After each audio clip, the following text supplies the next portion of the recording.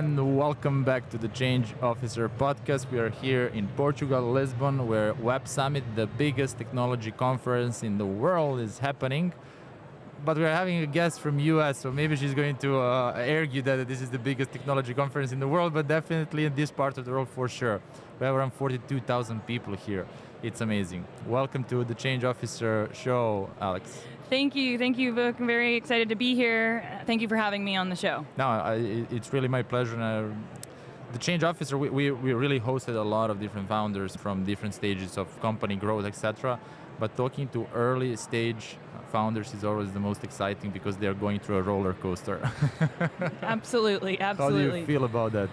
It is a roller coaster, but that's what I love about working in startups, especially the early stage startups. You get to wear many different hats and you're learning from all your colleagues. There are people who are at various different levels in their careers and have so much to bring to the table. It's amazing, really. How did you end up in Web Summit in the first place? You're coming from California, right? I'm coming from California. We're a globally distributed team. I have a co-founder who's based in New York and another co-founder who's based in the UK. We have many different angel investors and a couple of other VC firms who invested in us. And one of our angel investors, Declan Kelly, has been involved with Web Summit and was like, this is a really amazing opportunity. Would love to get you involved. I was listening yesterday to one of the talks where they were giving advices to early stage founders on how to raise funding, and one of the recommendations was look at the added value of the investors. You obviously got some added value here. Definitely added value, and all of our investors have added value, whether it's being able to kind of lean on them from support and from a product perspective, from an engineering perspective, things about having, I think, a really great group of investors, people who are willing to support you in any way. They've been in the startup tech scene for years and have seen so many different things, and so they have so much to add that we can learn.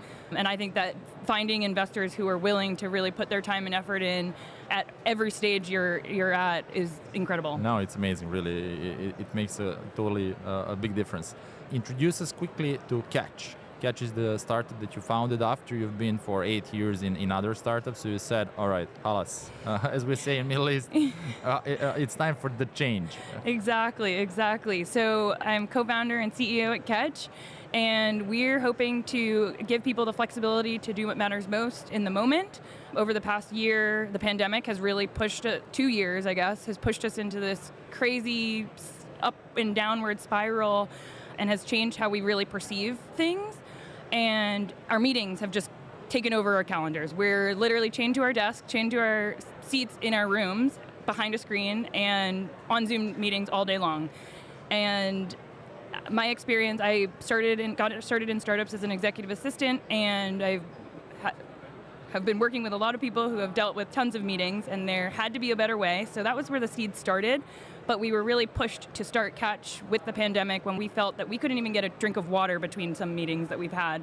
And we wanted to give people the flexibility to do what matters most in these moments and allow people to unscript their day and to really go out and do what they want to be doing. Sometimes for investors, that's being able to connect with that founder last minute to get in on a round, or for a founder to connect with this key hire and really bring them on board as soon as possible. And there's no time to send out calendar invites or schedule meetings and get people into a meeting, and to be able to connect in the moment. And so how Katch works, someone opens an app, they select the person that they would like to connect with, type a note to let the other person know why they would like to connect, and then they prioritize and send this message. The other person on the receiving end will receive the message, prioritize it on their end. They can set their status to available, and when they're free to connect, they can connect right there in the app. Maybe you're going for a walk, maybe you're on your way to walking to work, maybe you're in line for a beer and you're like, I need to connect with this person and they're free right now. You don't need to schedule. Why don't we do it? Yeah, absolutely. You don't have to schedule. Imagine these two-person converse meetings that you have and not being locked into this time block and having the flexibility to change your entire schedule. Absolutely. It fits perfectly in the podcast. Exactly. But it's amazing. I think we all ended up with our calendars being filled with these blocks and having back-to-back meetings where really maybe 30% of the meeting is efficient, right? And the rest of the 70% is just chit-chat and just talking like things that are not important. Yeah, and many people have noticed it's like you send a calendar invite I've noticed that some people assume that you have an hour to connect when that is definitely not the case for super busy people. And the conversation could take 15 minutes, and then the other person assumes that you have 45 minutes of free time to just hang out.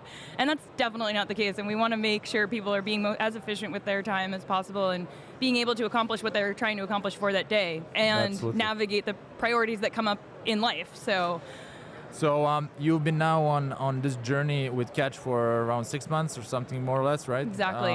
Before you've been 8 years in a startup, but that was a different kind of role, right? You were working for a startup. Now you have a startup on your own. Yes. What was the biggest surprise for you when you actually started running your own startup?